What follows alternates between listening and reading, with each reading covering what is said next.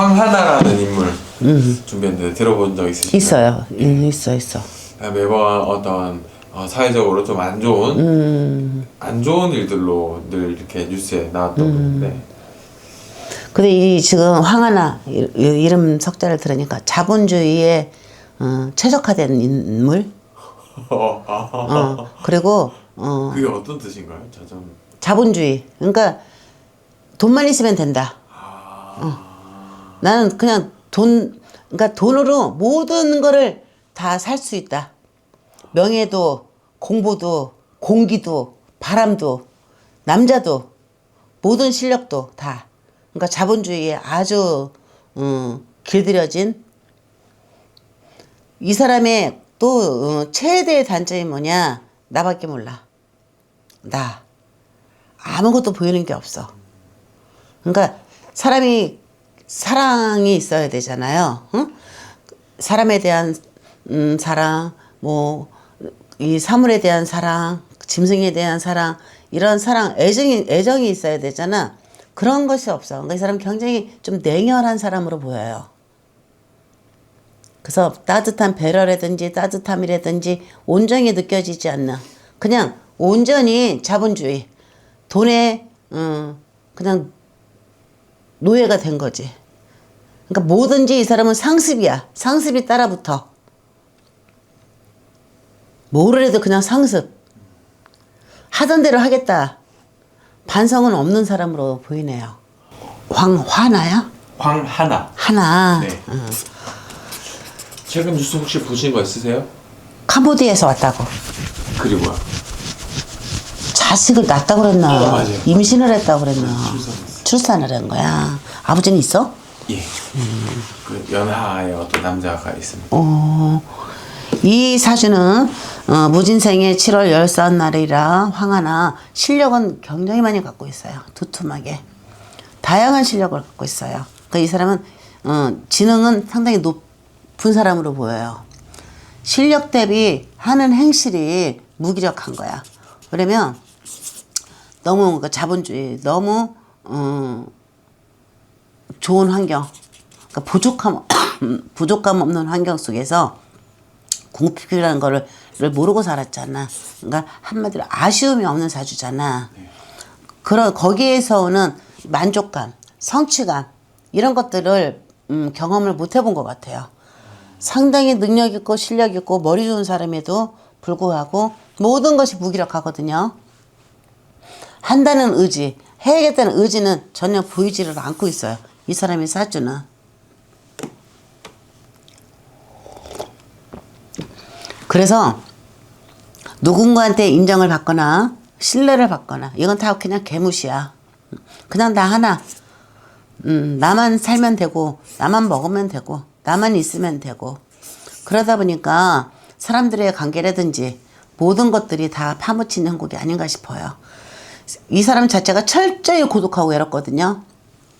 누구한테 다가가서 인정을 받거나 누군가한테 다가가서 배품을 한다거나 이런 것들이 없어요.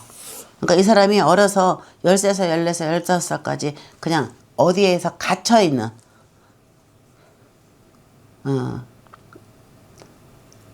활동력이라든지 활발함은 전혀 보이지를 않고 갇혀있는 그런 사람이 아니었나.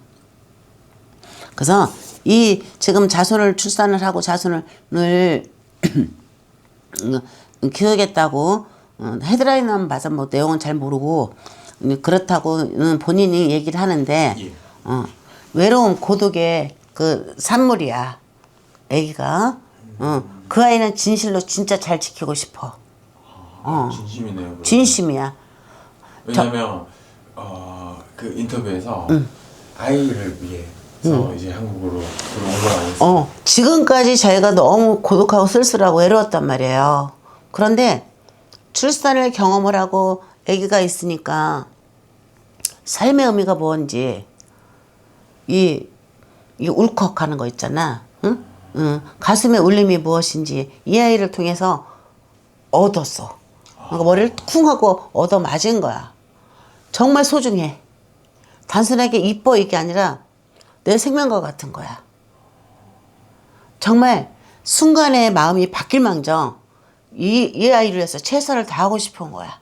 그러니까 옥살이를 하든 누구한테 몰매를 맞든 이 아이만 있으면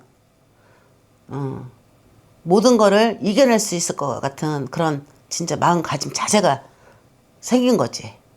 근데 이게 오래 갈 거냐 이게 문제예요.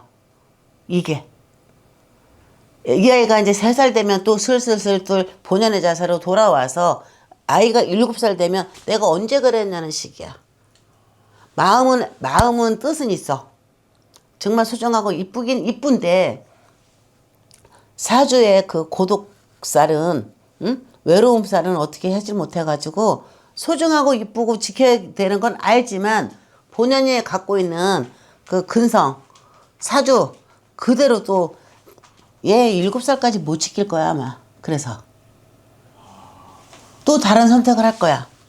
이 황하라는 사람은 애기 3살 때까지는 그럭저럭 가는데요. 7살이 전후에 한다. 황하나가. 진짜요? 본인이 밖에 선택을 못 할 거야 아마. 그래서 애가 우리나라는 8살 되면 입학을 하잖아. 초등학교 입학을 시킬 수 있을지 없을지 그게 관건이야. 이제 나중에 두고 보면 알겠지.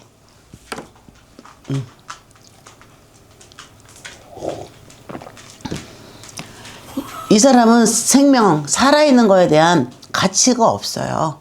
일시적으로 용서와 본인에 대한 이 회개와 이게 모든 것이 순간의 애기 때문에 왔어요.